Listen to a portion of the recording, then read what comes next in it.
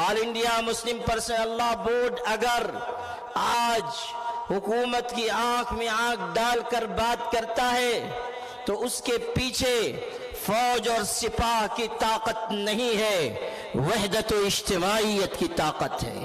مسلمانان ہند کا جو اعتماد و اعتبار اس بورڈ کو حاصل ہے وہ محض عطیہ الہی اور انعام ربانی ہے۔ قرآن پاک میں اسی کی ہدایت دی گئی تھی، ارشاد ہوا تھا وَاعْتَصِمُوا بِحَبْلِ اللَّهِ جَمِيعًا وَلَا تَفَرَّقُوا، اے ایمان والو اللہ کی رسی کو مضبوطی سے تھام لو اور گروہوں میں اور طبقات میں تقسیم نہ ہو جاؤ۔ اگر ایسا کرو گے تو تمہاری قوت کمزور ہوگی اور تمہارے دشمنوں کے دل سے تمہارا رعب نکل جائے گا۔ لا تنازعوا فتفشلوا وتذهب ريحكم واصبروا ان اللہ مع الصابرین۔ قرآن پاک حقائق کو 2 اور 2 4 کی طرح واضح کرتا ہے کہ اگر اختلافات کے راستے پر چلو گے تو تمہاری قوت کمزور ہوگی اور تم اپنے دشمنوں کے آگے مغلوب ہو جاؤ گے۔ آل انڈیا مسلم پرسنل لا بورڈ وحدت و اجتماعیت کی دعوت دیتا ہے، تمام مسالک و مکاتب فکر کے مسلمانوں سے یہ کہتا ہے کہ آپ اپنے مسلک پر چلیں مگر وحدت کلمہ کی بنیاد پر مشترکہ ملی مقاصد کے لیے ایک رہیں، مسلم پرسنل لا کی حفاظت کے لیے ایک رہیں۔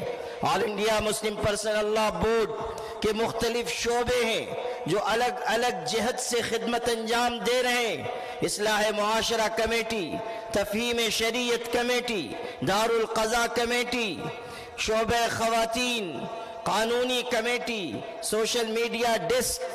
ان شعبوں کے ذریعے مختلف حلقوں میں اور دائرہ کار میں خدمت انجام دی جا رہی ہے، اور آج بھی الحمدللہ بورڈ کی آواز میں قوت ہے، طاقت ہے۔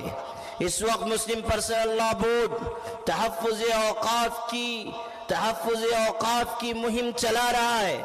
آپ جانتے ہیں کہ وقف ترمیمی بل لایا گیا ہے جو وقف جائیدادوں کے لیے نہایت خطرناک ہے۔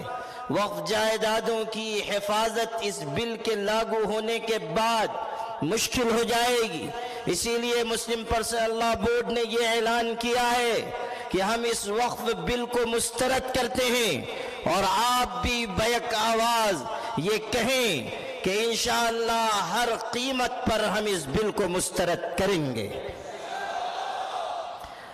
آل انڈیا مسلم پرسنل لا بورڈ تحفظ اوقاف کی مہم کے ساتھ ساتھ اس وقت مسلم پرسنل لا سے جڑے ہوئے مختلف مسائل پر اپنی توجہ مرکوز کیے ہوئے ہے۔ ایک بہت اہم مسئلہ اس وقت عبادت گاہوں کی حفاظت کا، مساجد کی حفاظت کا ہے۔ آپ کو علم ہوگا کہ آج سنبھل میں کیسی دردناک واردات پیش آئی ہے۔ ایک تو مسجدوں کے سلسلے میں یلغار کا وہ رخ ہے جو ہم دیکھ رہے ہیں، اور دوسری طرف جمہوری دائرے میں رہتے ہوئے احتجاج کرنے والوں کے ساتھ جو سلوک اپنایا جا رہا ہے وہ نہایت ظالمانہ ہے۔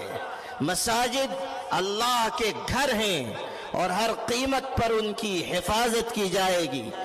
آل انڈیا مسلم پرسنل لا بورڈ اس طرح کی مختلف کوششیں انجام دیتا آیا ہے، آج بھی انجام دے رہا ہے، اور انشاءاللہ بزرگوں کا لگایا ہوا یہ پودا سرسبز و شاداب رہے گا، تر و تازہ رہے گا، اور ہم ہمت کے ساتھ، حکمت کے ساتھ، حوصلے اور توازن کے ساتھ آگے بڑھتے رہیں گے۔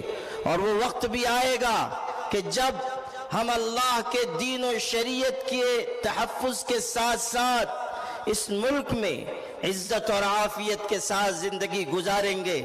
حالات سے دل برداشتہ ہونے کی ضرورت نہیں، اگر کوئی بھی ہمارے ساتھ نہ ہو تب بھی اللہ کی مدد ہمارے ساتھ ہے۔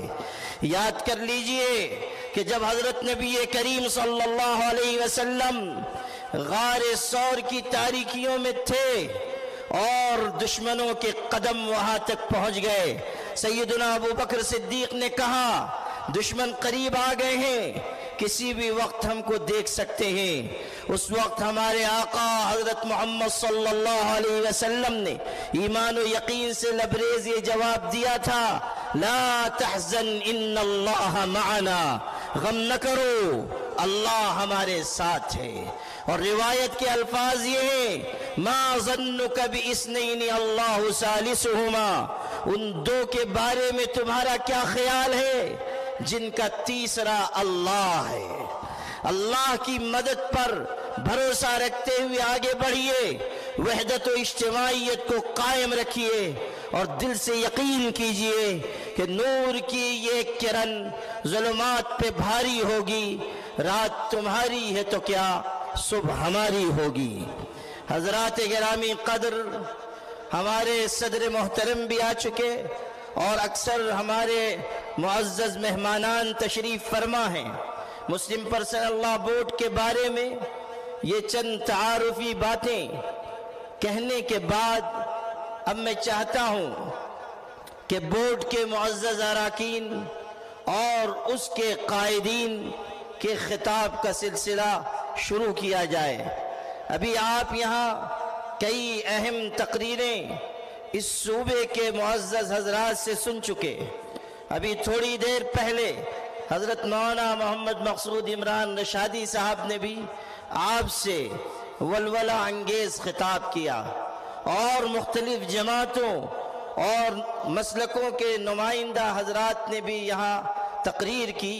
अब जो बैरून से तशरीफ़ लाए हुए हमारे मेहमानान किराम हैं और बोर्ड के अरकान और कायदीन हैं, उनकी गुफ्तगू आप सुनेंगे इंशाअल्लाह।